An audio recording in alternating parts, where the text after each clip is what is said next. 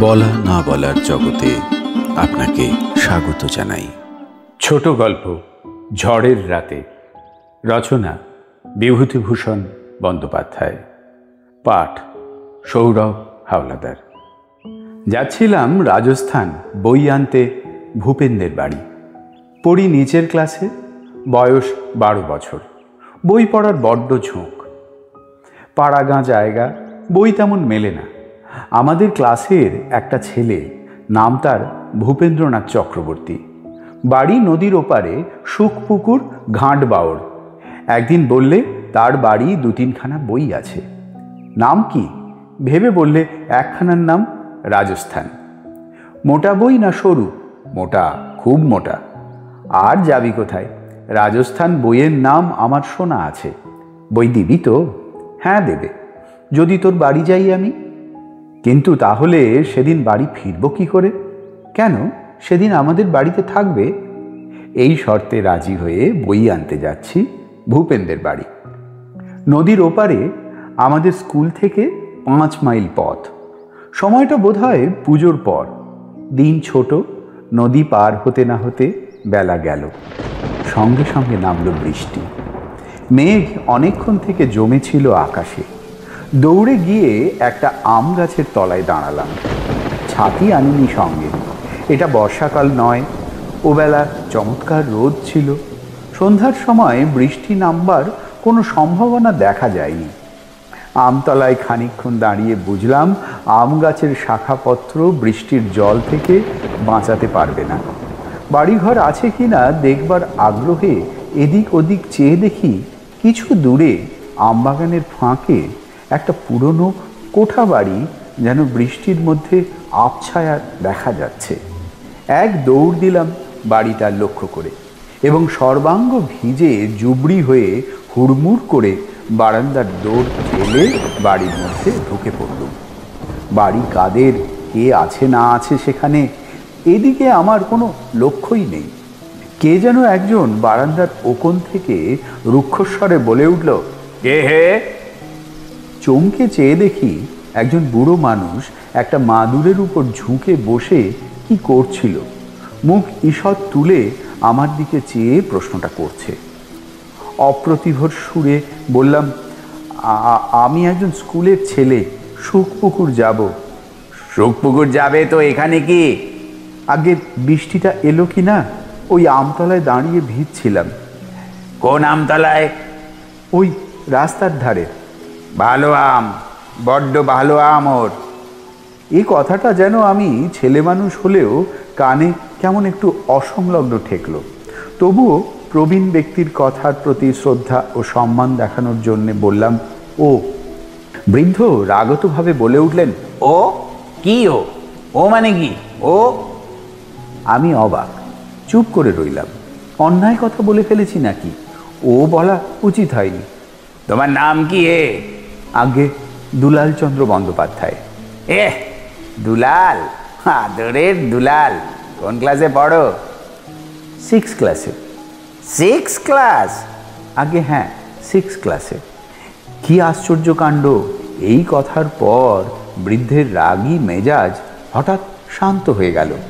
নয়তো আমি সত্যিই ভাবছিলাম বৃষ্টি একটুখানি থামলেই এখান থেকে চলে যাব। যা থাকে কপালে। এমন রাগী লোকের ঘরে থাকবার কোনো দরকার নেই। বুড়ো শান্ত হয়ে বললে, 6 ক্লাসে পড়ো?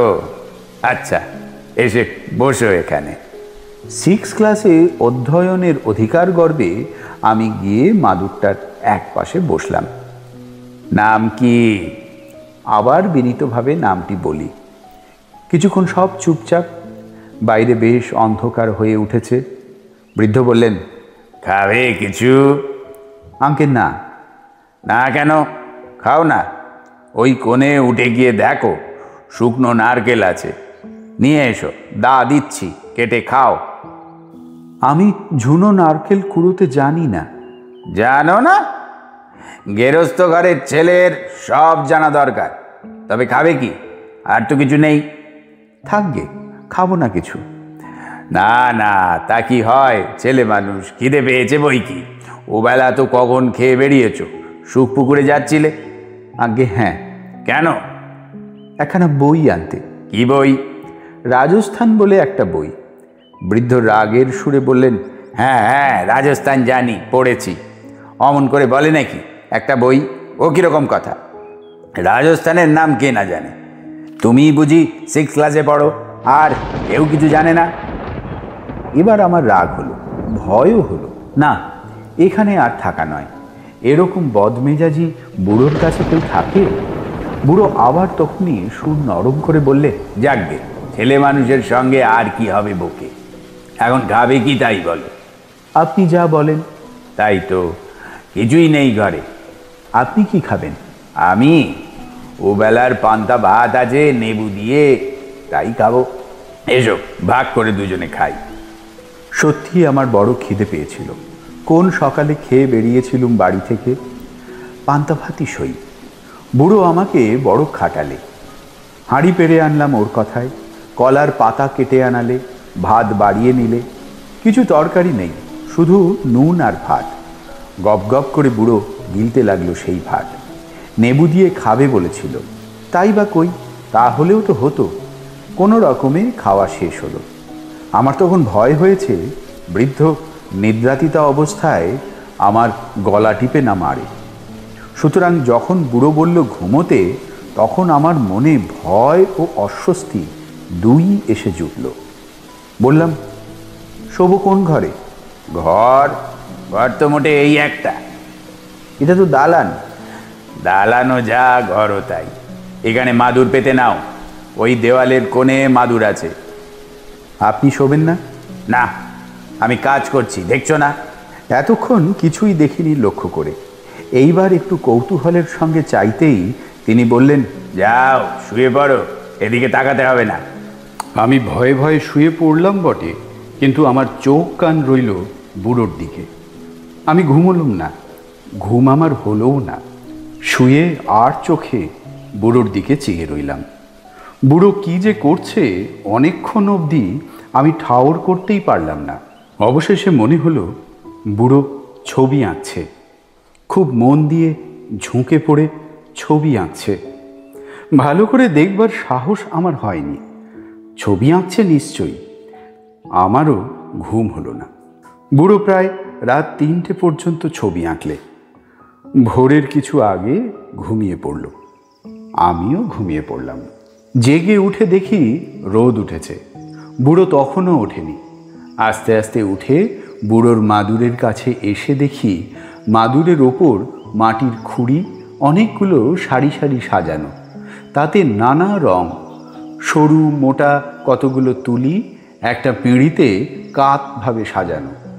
কতকগুলো তুলি মাদুরের ওপর ছড়িয়ে পড়ে আছে, আর সামনে একখানা তক্তার ওপর পেরেক দিয়ে আঁটা কাগজ বা চটের ওপর একখানা যা ছবি।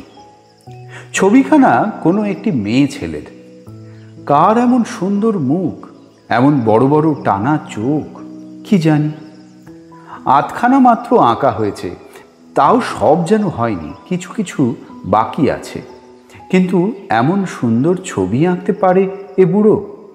এমন ছবি যে মানুষ আঁকতে পারে সে বিশ্বাস আমার ছিল না।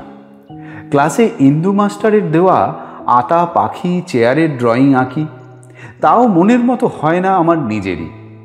ভাবি আতা আঁকবো, হয়ে যায় যে জিনিস তাকে বেলও বলা চলে, আমও বলা চলে, হয়তো কুমড়ো বলাও যেতে পারে।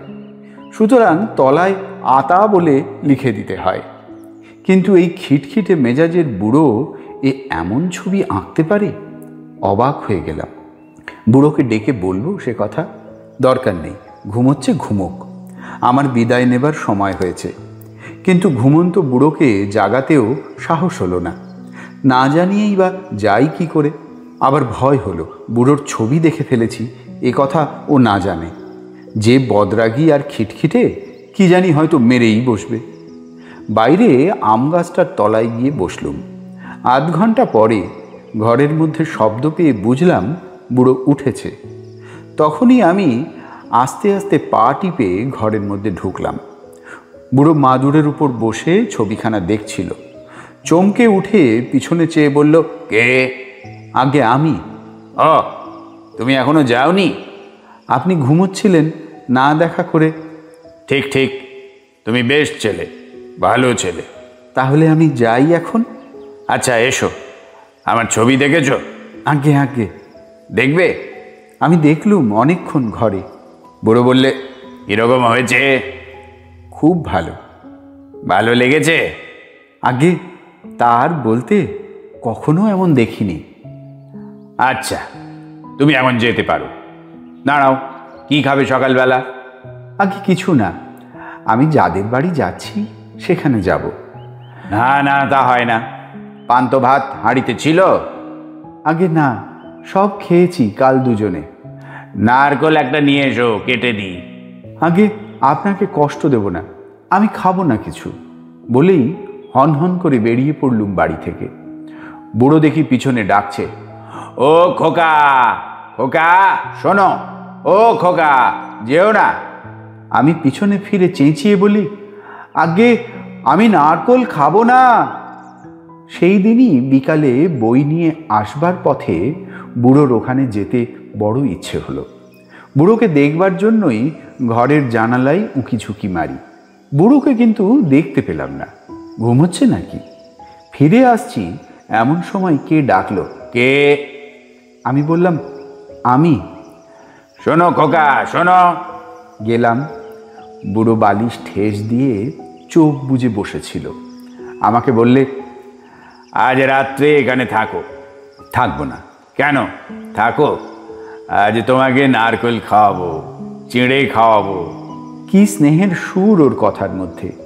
সে রাতেও আমার থাকার ইচ্ছে ছিল সেখানে, কিন্তু আমার বাড়ির লোকের ভয় ছিল, না বলে এসেছি।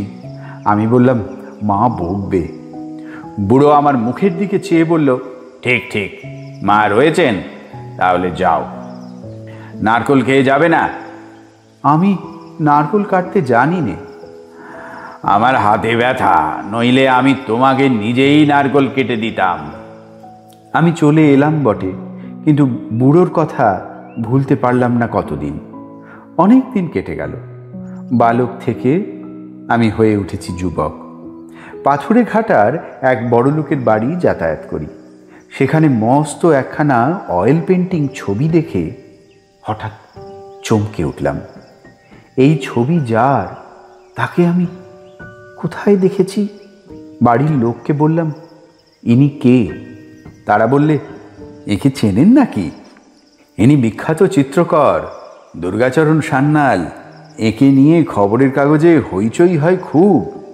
দুর্গাচরণ সান্যাল নাম করা লোক। বড় বৈঠকখানায় যত অয়েল পেন্টিং দেখবেন সব ওঁর করা। ১,৫০০ করে টাকা নিতেন ছবি পিছু। সব বড় লোক খদ্দের ছিল। এ ছবি তার নিজেই এঁকেছিলেন। মেজবাবু বেঁচে থাকতে শিল্পীর নিজের ছবি অনেক টাকা খরচ করে আঁকিয়ে নেন। আপনি একে চিনতেন নাকি? আমি কোথাও একে দেখেছি, ঠিক মনে করতে পারছি না। ইনি থাকতেন কোথায়? থাকতেন কলকাতাতে, বরানগরে। শেষ বয়সে হঠাৎ নিরুদ্দেশ হয়ে যান। এত টাকা রোজগার ফেলে বড় বড় মক্কেল ছেড়ে কোথায় যে চলে গেলেন তার কোনো সন্ধানই পাওয়া যায়নি। সে আজ ২০-২৫ বছর আগেকার কথা, কেউ খুঁজে পায়নি। খবরের কাগজে হইচই হয় তার অন্তর্ধান নিয়ে। অত নাম করা আর্টিস্ট, সে এক রহস্য সেকালকার। আমার হঠাৎ মনে পড়ল, চিত্রশিল্পী দুর্গাচরণ সান্যালের রহস্য আমি জানি। শুকপুকুরের ঘাটবাউরের সেই বুড়ো, সেই ঝড় বৃষ্টির রাত্রি, সেই অপূর্ব ছবি, আধ আঁকা সেই ছবিখানা। এতক্ষণ শুনলেন ছোট গল্প ঝড়ের রাতে। রচনা বিভূতিভূষণ বন্দ্যোপাধ্যায়। পাঠ সৌরভ হাওলাদার। বলা না বলার জগতে এমন নানা কাহিনীর হদিশ থাকছে। অনুগ্রহ করে চ্যানেলটি শেয়ার, লাইক এবং সাবস্ক্রাইব করুন।